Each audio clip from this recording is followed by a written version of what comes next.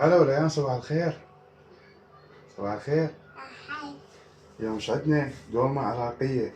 هنا عندنا شبنت وبصل وكرفة ثرمناه وحضرناه بالنجانة. هنا طماطة، هنا نص كيلو لحم، معجون وتمن، دبس الرمان وملح ولمندوج وفلفل اسود وبهارات. ورجعنا لكم ورا ما حضرنا الغرض مالتنا. نقول بسم الله ونحشي البصل مالتنا.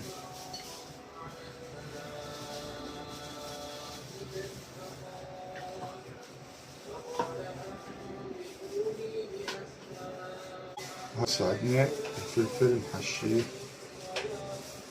بهاي الطريقة. اللهم صل على محمد. خلاص اللف مال الدولمة هسه شو نزينها؟ بالليمون الأقراص.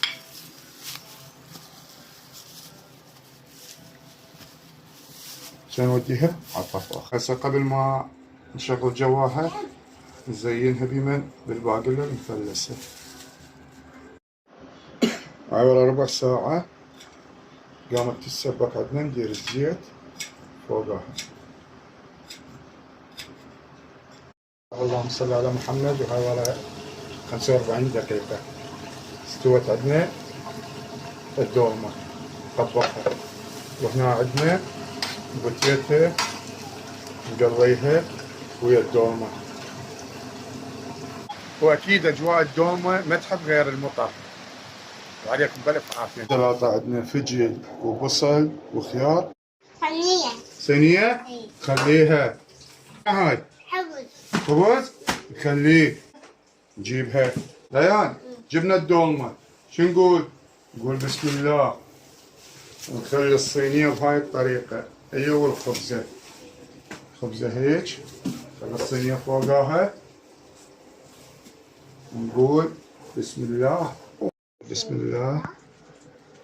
نرفع الجدر.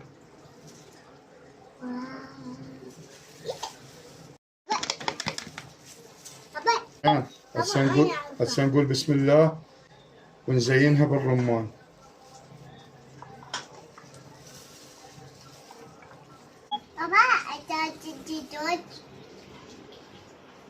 لا دجاج. يلا قول